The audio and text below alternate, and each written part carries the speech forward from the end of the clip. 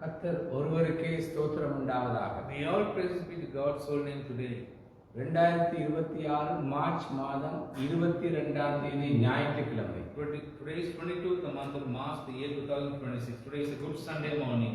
இயேசுவின் நாமத்தினால் In the name of our Lord Jesus Christ, உம்முடைய வார்த்தைக்கு அமைய உமக்கு பயந்து கனப்படுத்தி உம்மிலே பலன் கொண்டு வாழ கிருபை செய்வீராக. let us gain strength by living God in the word of God. Let us fear God. இயேசுவின் நாமத்தினாலே ஆமென். In the name of our Lord Jesus Christ we pray, amen. நீதிமானுடைய வாழ்க்கை கர்த்தருக்கு பயப்படுகிற பயம், கர்த்தரையே கனம் பண்ணுதல், தேவன் தான் பலன் என்று வாழ வேண்டியதாகும். A righteous man fears God, honors God, and thinks that God is his strength. உன்னே நீ ஆராய்ந்து பார். Analyze yourself. முதலாவது குறிப்பு, As my first point, கர்த்தருக்கு பயப்படுகின்ற. fearing God. சங்கீதம் 121:1. The book of Psalms chapter 112 verse 1. அல்லேலூயா. கர்த்தருக்கு பயந்து அவருடைய கட்டளைகளில் மிகவும் பிரியமாயிருக்கிற மனுஷன் பாக்கியவான். Praise the Lord, blessed is the man who fears the Lord, who greatly delights in his commandments.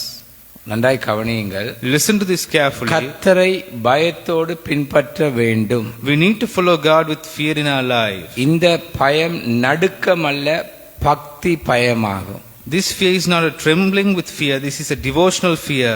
அதுவும் அதின் மேல் கொண்டுள்ள அன்பினால் அவருக்கு விரோதமாக ஏதும் செய்யக்கூடாது என்ற ஜாக்கிரதை உணர்வாகும். This is a feeling of warning that does not want to do anything against God. இப்பயம் நம்மிடத்தில் உள்ளதா?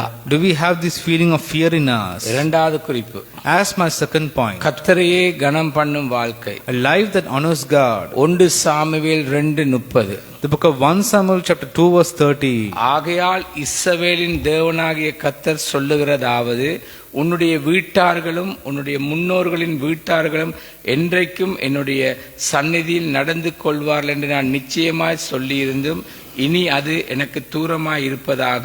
என்னை மதிக்கிறவளை நானும் மதிப்பேன், என்னை அசட்டை செய்கிறவளை அசட்டை செய்யப்படுவார்கள் என்று கர்த்தர் சொல்லுகிறார். Therefore the Lord, the God of Israel, declares, I promise that members of your family would minister before me forever. But now the Lord declares, far be it from me. Those who honor me I will honor, but those who despise will be despised.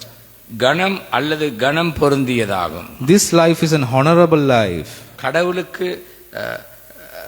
கடவுளுக்கு நம் வாழ்வில் மிக மிக உயர்ந்த முதலாவது இடத்தையும், This means that we give a very high place and importance in our life. இரண்டாவது முக்கியத்துவத்தையும் கொடுப்பதாகும்.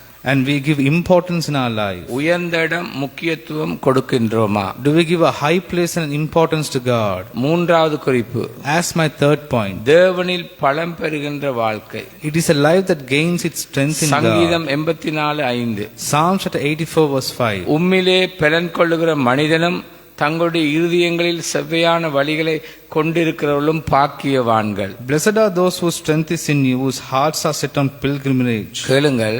Listen. தேவனையே தனது கௌரவமாகவும் பலமாகவும் கருதுவதை குறிப்பதாகும். This means it is a life that considers God as honor and strength. ஒன்று சொந்த செல்வாக்கையோ, One, own money. சொந்த செல்வாக்கையோ, Own money. இரண்டாவது பணத்தையோ நம்பாமல், Wealth or money. மூன்றாவது தேவனையே தம் பலமாக கருதுவதாகும். And consider God as our strength. தேவனே நம் பலனாய் இருக்கின்றதா? Is God our strength in our life? எப்படி கிறிஸ்தவ ஓட்டத்தை ஓடுகிறோம்? How do we run our Christian race? இயேசுவின் நாமத்தினால். In the name of our Lord Jesus இந்த Christ. பரிசுத்த நாளிலும் In this holy day, உம்முடைய வார்த்தைக்கமைய ஆராய்ந்து உம்மை மகிமைப்படுத்தி வாழ கிருபை செய்வீராக. let us glorify your name, let us meditate and live our life. இயேசுவின் In நாமத்தில். the name of our Lord Jesus Christ we pray. Amen, amen. Amen, amen. கர்த்தர் தாமே உங்களை ஆசீர்வதிப்பார். May God bless you abundantly.